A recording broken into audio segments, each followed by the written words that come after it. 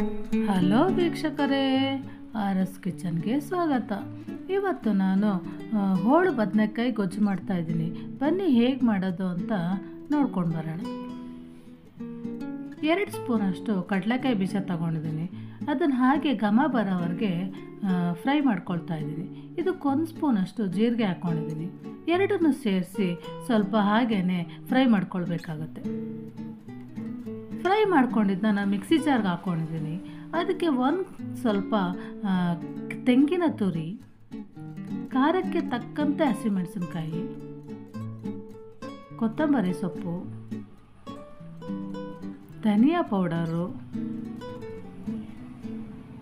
ಅರಿಶಿನ ಪೌಡರು, ಸ್ವಲ್ಪ ನೀರು ಹಾಕಿ ಅದನ್ನು ಹಾಗೆ ಮಿಕ್ಸಿ ಮಾಡ್ಕೊಂಡು ಬರೋಣ. ಸ್ಟವ್ ಹಚ್ಚಿ ಬಾಣಲೆಗೆ 4 ಸ್ಪೂನಷ್ಟು ಎಣ್ಣೆ ಹಾಕಿ ಸಾಸಿವೆ,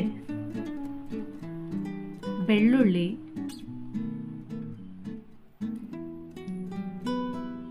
ಒಣಮೆಣಸಿನ್ಕಾಯಿ, ಕರ್ಬೇವಿನ ಸೊಪ್ಪು,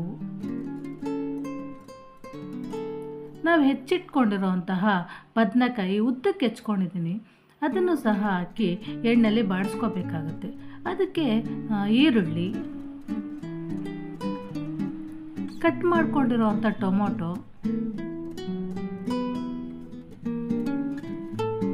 ಹಾಗೆ ಒಂದು 5ರಿಂದ 8 ನಿಮಿಷ ಉಪ್ಪು ಹಾಕ್ಕೊಂಡು ಹಾಗೆಯೇ ಬಾಡಿಸ್ಕೊಳ್ಬೇಕಾಗತ್ತೆ. ನೋಡಿ, ಇದೊಂದು ಅರ್ಧದಷ್ಟು ಚೆನ್ನಾಗಿ ಎಣ್ಣೆಲಿ ಬಾಡಿದೆ. ಇದಕ್ಕೆ ನಾವು ರುಬ್ಬಿರೋ ಅಂಥ ಮಸಾಲೆ ಹಾಕ್ಕೊಂಡ್ಬಿಡೋಣ. ಗೊಜ್ಜಿನ ಕನ್ಸಿಸ್ಟೆನ್ಸಿ ಬರೋವರೆಗೆ ನೀರು ಹಾಕ್ಕೊಳ್ತಾ ಇದ್ದೀನಿ.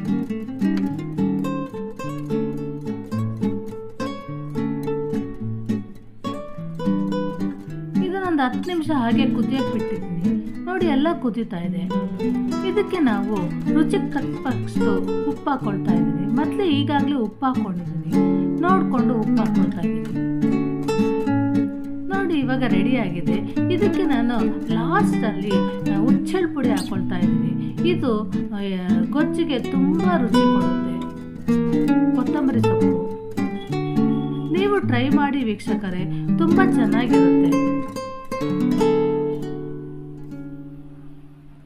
ಗೊಜ್ಜು ರೆಡಿಯಾಗಿದೆ. ಇದು ಚಪಾತಿ, ಜೋಳದ ರೊಟ್ಟಿ, ಸಜ್ಜೆ ರೊಟ್ಟಿ ಎಲ್ಲದಕ್ಕೂ ತುಂಬ ಚೆನ್ನಾಗಿರುತ್ತೆ. ನನ್ನ ಈ ರೆಸಿಪಿ ನಿಮಗೆ ಇಷ್ಟವಾದಲ್ಲಿ ನನ್ನ ಚಾನಲನ್ನು ಸಬ್ಸ್ಕ್ರೈಬ್ ಆಗಿ, ಲೈಕ್, ಶೇರ್, ಕಾಮೆಂಟ್ ಮಾಡಿ. Thank you for watching.